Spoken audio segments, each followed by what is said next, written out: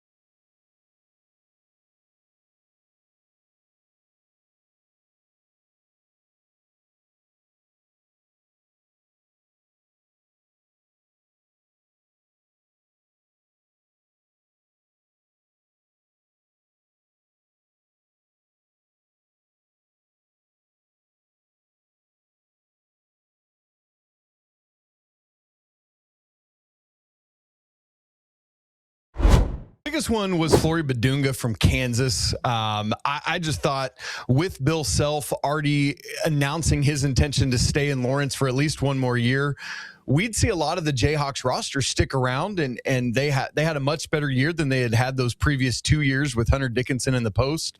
But now you see multiple Jayhawks start to enter the portal, not just Flory, but Bryson Tiller and a few others.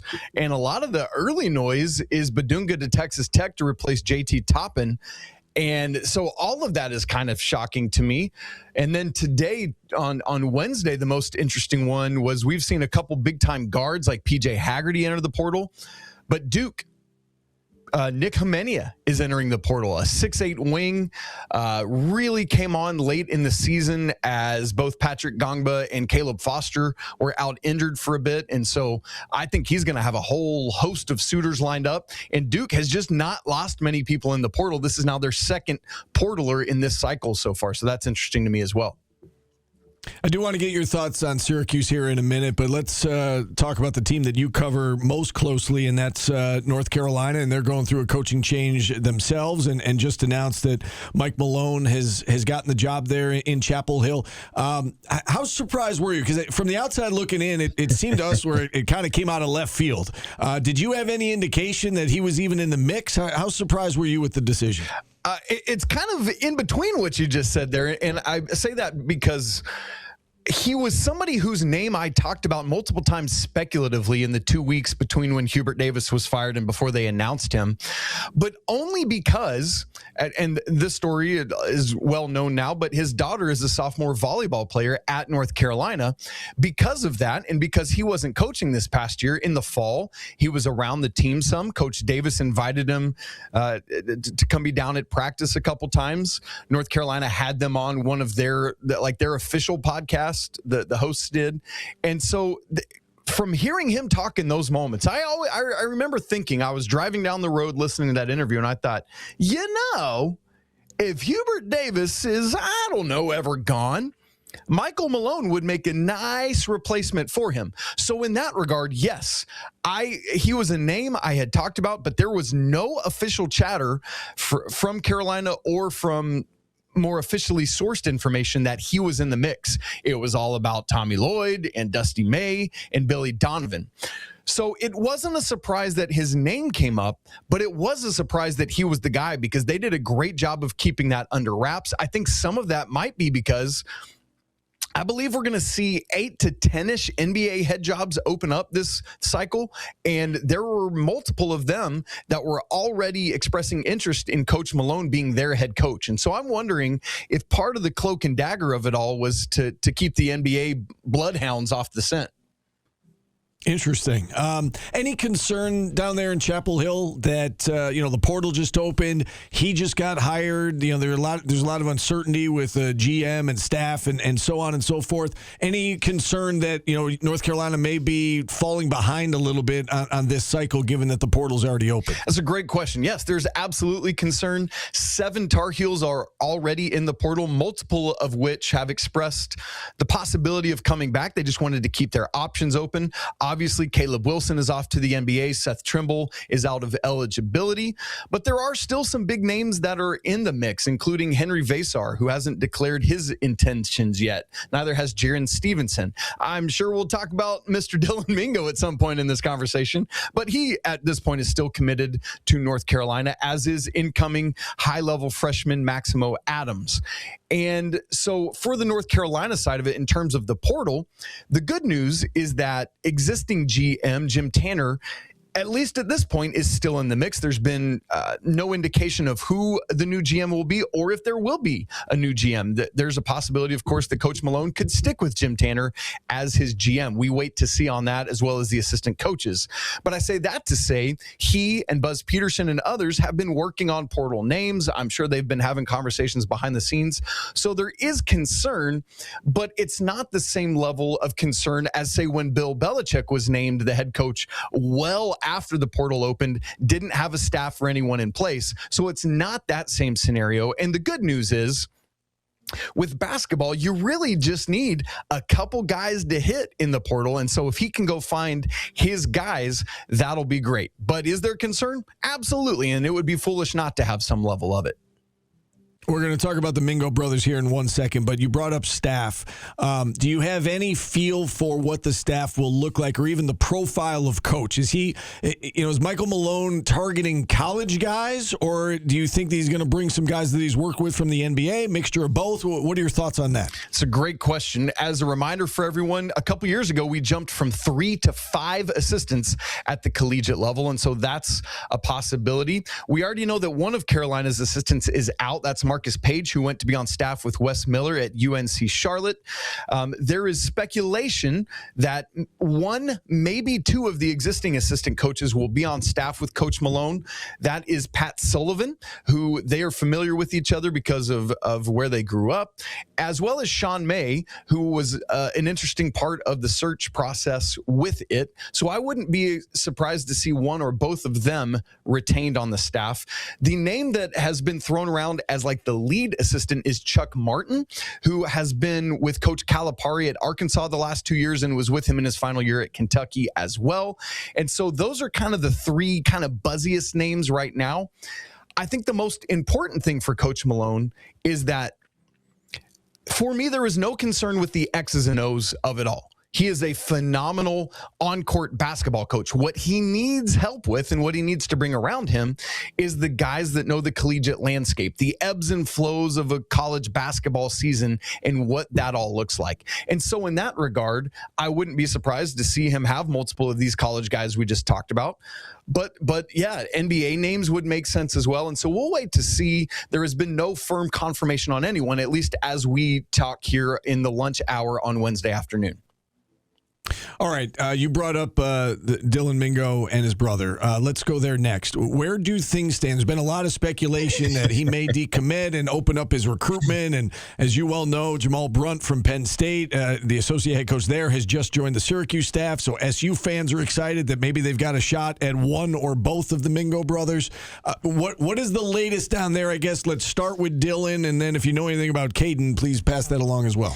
With Dylan, it's funny because on, I believe it was Monday, as some of the other Carolina transfer portal news was coming out, there were rumors that Dylan was decommitting. It's funny because the first where I was able to trace it back to was a fake Barstool Syracuse account that had quoted Pete Nakos, who's an On3 guy, as the source of this information, but they used an ESPN graphic with it. And so it was like, I think we're missing it all here. And so a lot of people found that, started running with it. NC State fans found their way to that and started running with it. So as of the present moment, there is no news yet on Dylan Mingo's either reaffirming his commitment to North Carolina or decommitting or asking out of his, commitment to North Carolina. So that's in wait and see mode right now. And that always makes sense to me, whether it's existing players or players who are committed to come as freshmen. My understanding is that two of Coach Malone's first contacts were to both Dylan Mingo and Maximo Adams, the two highest level recruits that Carolina has coming in. As for Caden, we know that he entered the transfer portal on Wednesday, and Caden is Dylan Mingo's older brother. For those who are unaware, he was Penn State's second leading scorer this year. He was the leader in the entire Big Ten in steals per game, has 3 years of eligibility left. And so obviously there's going to be sweeping speculation about, do these guys want to play together? Would they rather play separate? I've seen both things happen in college basketball, where you've got brothers that want to be on the same team, where you got brothers that are like, these guys are both guards, right? Like, could we coexist in a backcourt or not? So there's all of that to keep in mind. There is the tie that you already mentioned there to Syracuse. And so I think it would be foolish to not think of Syracuse as a landing spot for at least Caden, if not both of them. I have speculated from all the way back to when Dylan committed to Carolina, like, will Caden ultimately enter the transfer portal? Because it would make sense to do so. But as of this point, there's no early intel on any leaning with Caden. All right, interesting. I do want to get your thoughts on Syracuse, and as you well know, they're undergoing a coaching change here as well, just a few weeks ahead of what North Carolina dealt with. Yeah. What do you think of the Jerry McNamara hiring? Love it. I'm all in on it. Obviously, he doesn't have a long track record of being a head coach, but there were the years on the bench with Syracuse. There's the 2 years now at Siena. I know the first year wasn't great, but you got to get things turned around. And then what a year for GMAC at Siena this year. I think I tweeted at halftime of the Siena Duke game in the NCAA tournament, like, hire GMAC yesterday, Syracuse. Like, this is a no-brainer. I know there were other names talked about, but at that point, and with the post-game endorsement from John Shire, where he says, look, I think he literally called him GMAC, and he said, GMAC outcoached me in that game, which I'm sure you guys have talked about at length and ad nauseum. But this, like, that showing from Siena, just made this hiring all the more plausible. And so I'm sure that was a massive win for the athletics department, who's like, oh, good. We already wanted to hire Jerry, and now there's even more legitimacy to it because they nearly became the third ever 16 team to beat a 1 seed. You look, and there's been some successes and some failures with bringing in alums, right? Obviously, Jerry is so well loved by Syracuse. It's fun. I didn't go to Syracuse. I went to a small NAIA school, but my 4 college years directly lined up with Jerry's. And so I was a huge McNamara fan. Loved that championship. Of course, I think it kind of helped bring Roy Williams back to North Carolina. So thank you all for that. You think of places it's not worked with alums like Pat Ewing at Georgetown. It's not working down in Memphis with Penny. It didn't work at Carolina and Syracuse. And that's why both schools have hired new coaches. But with the success, both at the experience at Syracuse on staff, the success this year at Siena, I think that has set up Jerry to be ready to go. I would imagine his former head coach is going to be able to help provide some wisdom and insight for how to handle things at Syracuse, how to handle certain boosters and different ways of doing things and smart things and dumb things. And obviously Jerry's got to blaze his own trail. He's got to be his own man. But this feels set up for success, and I ultimately love the hire. Yeah, it does feel like it's set up for success. And another thing you didn't touch on there is the money. It seems like the resources are there for the first time in a little bit, however many years, 3, 4, 5 years. And so I think that it feels like, to your point, it does feel like it's set up for success. And what a cool thing to get to coach your teammate's son, man. How cool is that?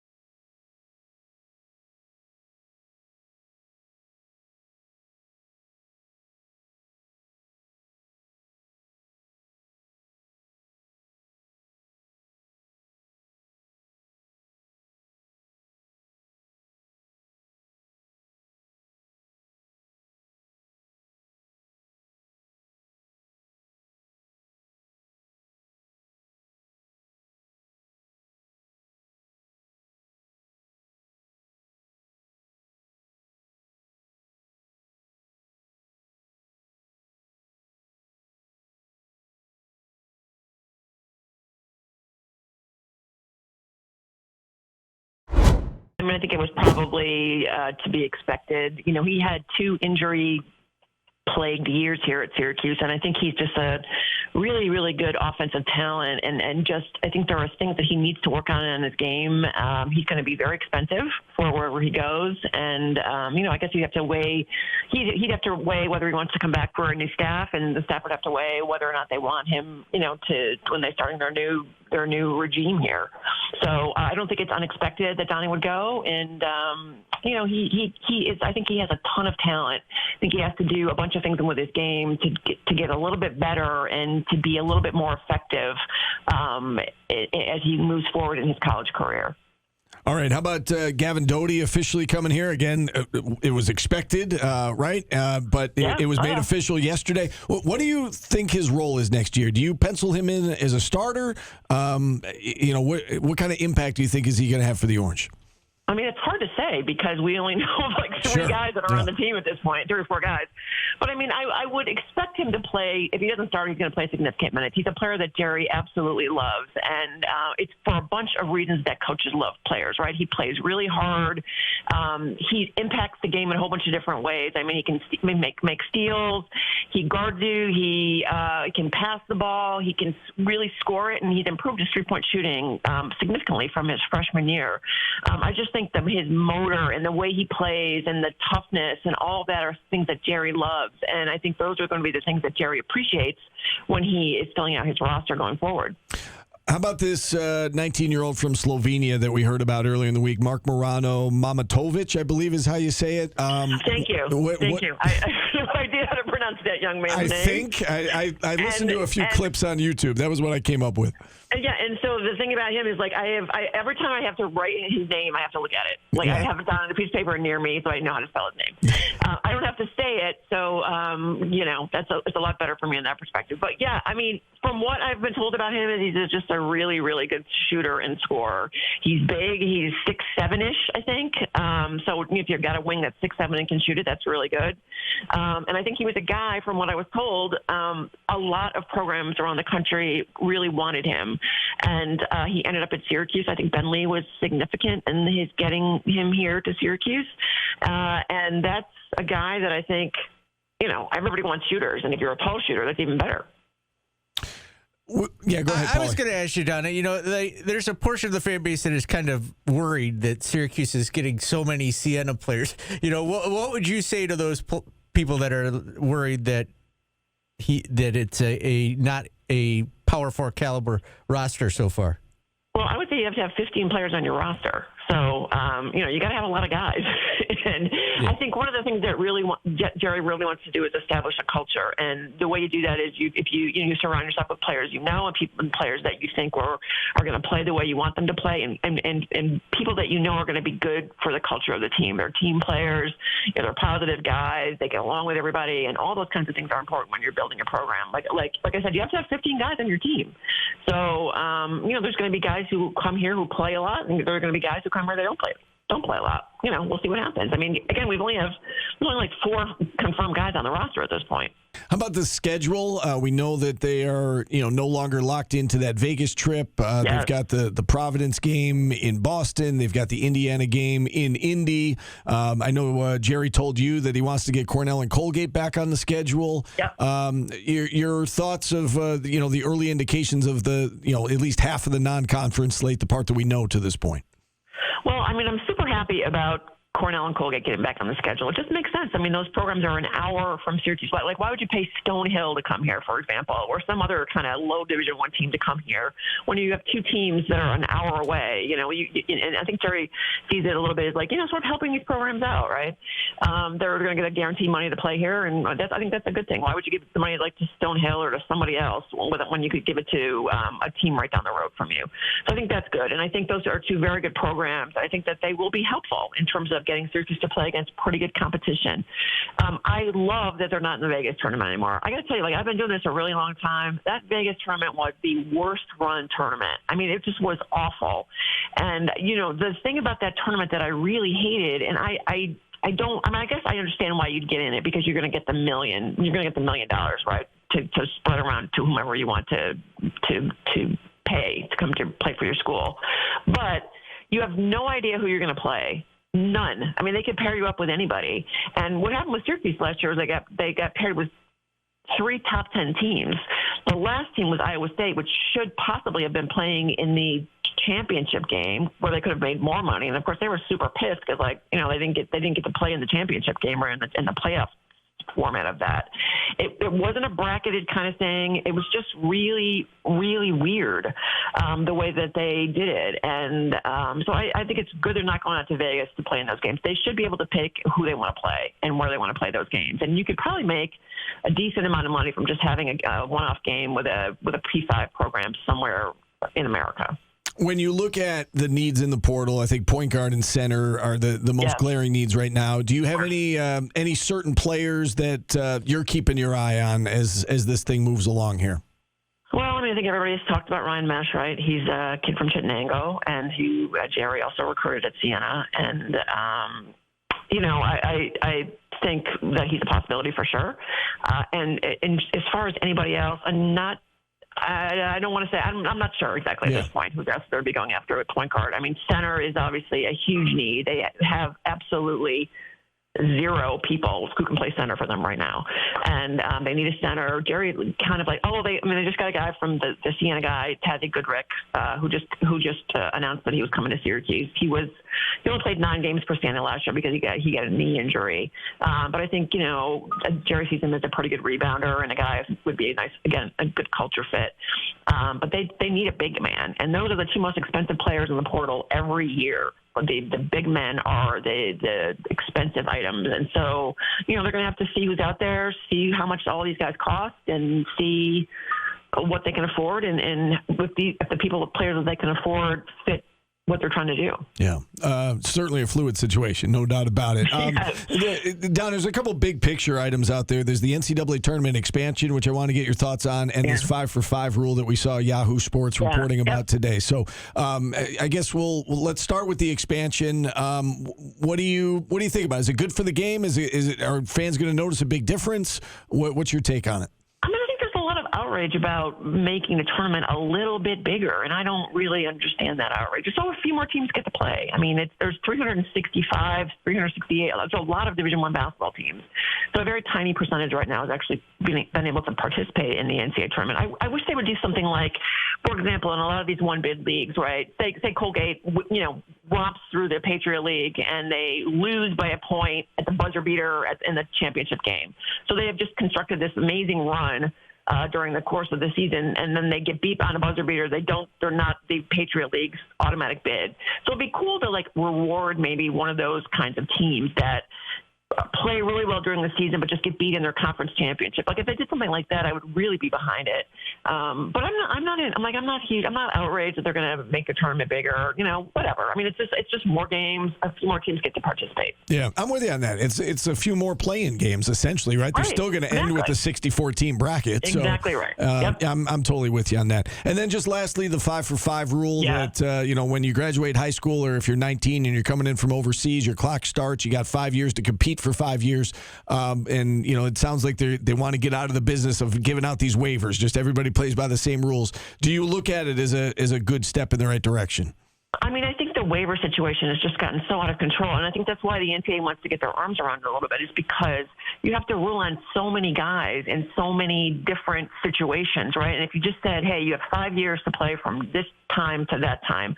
Now, I mean, there's parts that are, maybe you get hurt for a year or two, or maybe something happens where you want an extra year, and I'm not sure how that would be dealt with. I think it just would be you got your 5 years, and if you get hurt for 2 years, so that's on you. Sorry. But I'm not as enamored of that rule as I maybe should be. I don't know. I just don't. I do think that the NCAA wants to just stop all this waiver business and people trying to get more years and 27-year-old guys playing college basketball. I think that's one of the things that they're just trying to steer away from.